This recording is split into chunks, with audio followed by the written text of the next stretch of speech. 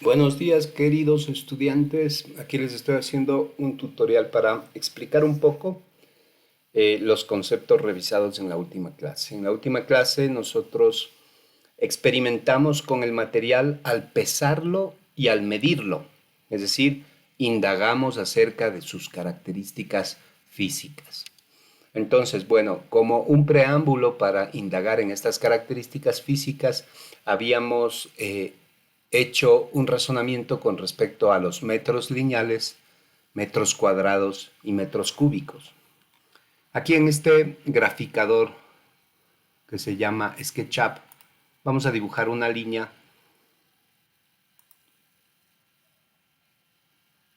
de 1000 milímetros. Está en milímetros esto. Entonces aquí tenemos la línea que me representa un metro, o 100 centímetros, o 1000 milímetros, que es una medida de longitud, de extensión. Entonces el concepto ahora de metro cuadrado es la dimensión en el otro sentido me genera un área. Entonces yo tengo acá otra línea que voy a hacer en este sentido, en el otro eje, voy a hacer también de 1000 milímetros. Ahí está definido, miren, está definido dos líneas que determinan un rectángulo o un cuadrado. Entonces, desde este punto de acá hasta este punto de acá se define una superficie o un área. Ya en este caso, yo no voy a tener el metro lineal como medida, sino que voy a tener el metro cuadrado. ¿Y qué va a hacer esta superficie cuadrada que acabamos de pintar? Entonces, esto ya no puede ser definido como un metro lineal, sino como el metro lineal en dos direcciones que generan un metro cuadrado, generan una superficie o un área.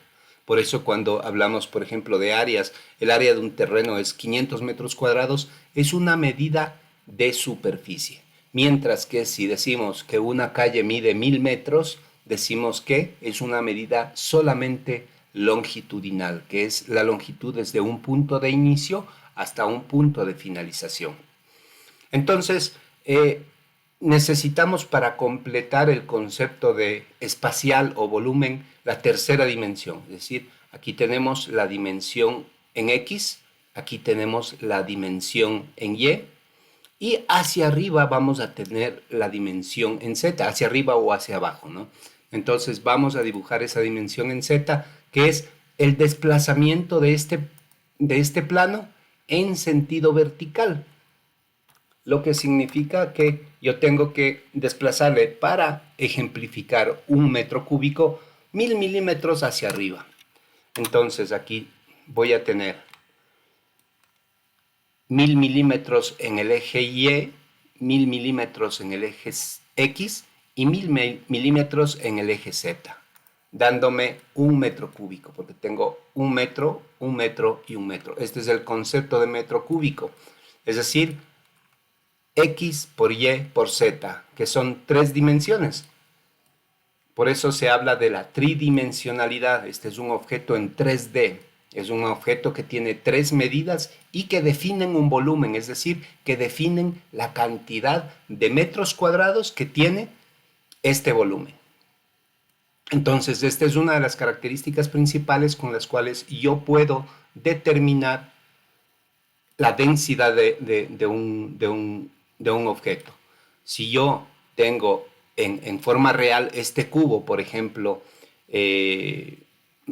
trabajado en madera, es decir, que todo es madera, voy a tener el peso de la madera, lo que pese este cubo, cuando lo pongamos encima de una balanza, dividido para el volumen, dividido para su volumen, para la multiplicación de sus tres dimensiones, voy a tener el concepto o voy a tener el dato de qué densidad tiene. Por ejemplo, si este cubo fuese de algodón, las fibras del algodón tienen una composición molecular, digamos, que hace que el objeto sea muy liviano, es muy poco denso, digamos, porque sus partículas no están íntimamente compactas como en el caso del hierro. Entonces, lo uno es una medida de volumen, de dimensión, y lo otro es una medida de peso, que es la cantidad o la proximidad con la que los elementos interiores o moleculares se encuentran constituyendo ese objeto. Entonces, bien, nosotros como parte del ejercicio o como variación hicimos un codo de cobre que habíamos llevado, que tenía una forma característica que era como un tubo, y se fue haciendo un poquito más complejo el ejercicio, ¿no es cierto? Si nosotros, por ejemplo, tenemos una sección circular, como esto de aquí, tenemos esta área, y si nosotros le hacemos recorrer en el otro sentido, en el eje Z, vamos a tener un volumen simétrico, ¿no? Entonces, la fórmula, digamos, que para sacar el volumen de esto es el área de la base, es decir, el área de la sección, multiplicado por la tercera dimensión, que es el desplazamiento de esa sección, ¿sí? Entonces, por ejemplo, aquí en el área de la base tendríamos pi por radio al cuadrado multiplicado por h, por la altura de este cilindro. Y ahí tendríamos el volumen del cilindro. Ahora vamos a hacer el volumen de un tubo. Entonces, un tubo es como un cilindro, pero hueco. Entonces, vamos a generar la oquedad aquí en medio. Listo, ya hemos generado una oquedad, un hueco. Vamos a borrar esa oquedad. Entonces, el volumen de un tubo sería la sección, es decir, el área de esta sección. Vamos a cambiarle de color para, miren, el área de esta sección por la tercera dimensión, es decir, nosotros tenemos aquí el área que va a ser, miren acá en pantalla, ya me calcula automáticamente 0.06 metros cuadrados, y le vamos a extruir hacia arriba, y ya voy a tener ahora un volumen, pero no el mismo volumen que tenía cuando era un cilindro lleno, sino ahora es un cilindro hueco, es decir, es un tubo. Y si yo selecciono este elemento, voy a tener una medida de volumen. ¿Sí? Entonces, fuimos más allá un poco haciendo el objeto más complejo. Entonces, para dibujar aquí, lo primero que hicimos por sugerencia de una de sus compañeras es poner en una escuadra a ese arco, a ese codo de cobre, para medirlo. Entonces medimos primero sus dos dimensiones. Vamos ahora a dibujarlo más o menos para tener en consideración cómo era la sección y la forma definitiva de ese objeto.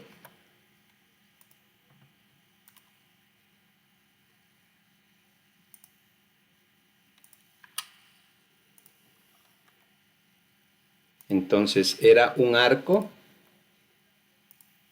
como en escuadra, y de aquí salían dos partes rectas.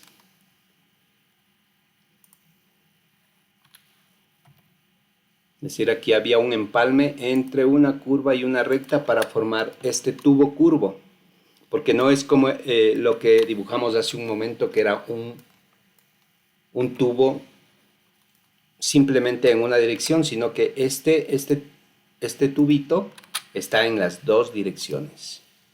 Está en X, en Y, y la sección está en Z. Entonces, miren, ahí tenemos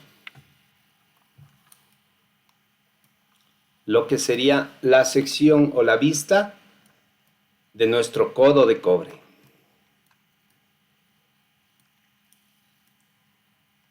Entonces, lo que hicimos inicialmente fue calcular, o mejor dicho, dibujar la sección que era la circunferencia con la oquedad. Entonces, vamos a hacer lo mismo aquí. Vamos a dibujar un rectángulo que es 332 y le vamos a 332 y vamos a separar a esto un poco, M, control, y lo vamos a dibujar acá a un ladito para entender la forma que teníamos. Entonces aquí vamos a dibujar una circunferencia para mostrar la sección de nuestro tubo. Borramos las puntas. Perfecto. Y ahora vamos a hacer una copia hacia adentro para hacer la oquedad. ¿Qué pasó? No está preciso el dibujo. Vamos a hacer otra línea en el otro sentido para que el círculo se dibuje exactamente como debió haberse dibujado. Ya. Ahora sí, borro las puntas y voy a tener la forma perfecta. Entonces, miren, este círculo va a ser la sección de este trayecto. Ya vamos a dibujar ese trayecto bien. Vamos ahora a dibujar la oquedad que tenemos en el tubo, en la sección del tubo. Ya, le hacemos al ojo sin considerar las dimensiones, simplemente para conceptualmente estar bien dispuestos en esto. Ahora le vamos a girar. Vamos a girar.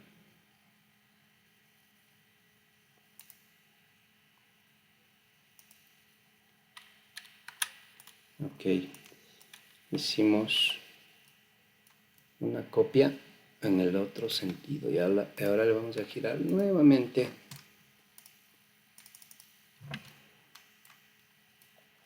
A esto.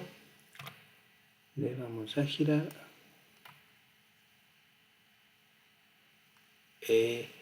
Muy bien. No.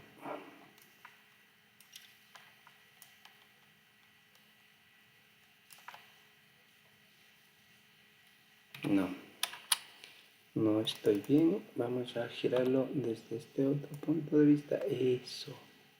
Allí. De aquí para acá. Perfecto. Y ahora vamos a ubicarle a este arco justamente en donde debería estar.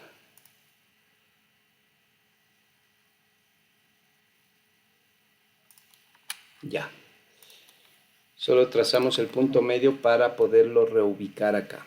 Entonces seleccionamos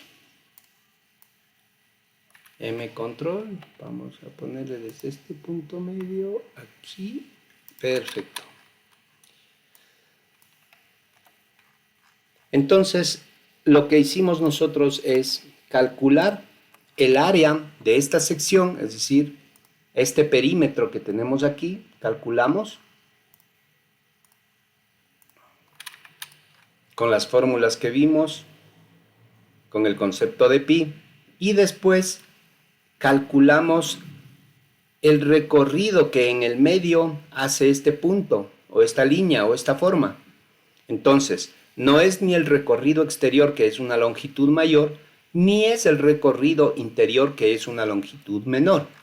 Entonces, para ver exactamente ese recorrido, vamos a dibujar unas líneas de referencia que hicieron posible calcular con los razonamientos que conjuntamente con ustedes en clase pudimos establecer. Entonces, a ver, de esta línea voy a sacar el centro para dibujar el centro de esta circunferencia, que es aquí, justamente, eso. Ya.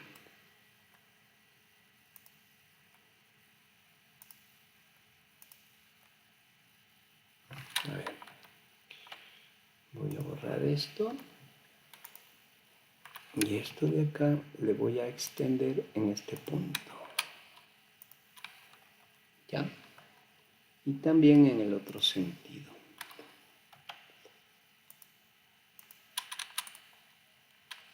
Aquí necesitamos unir hasta acá. Ya. Entonces, perfecto. Ya tenemos aquí el concepto claro.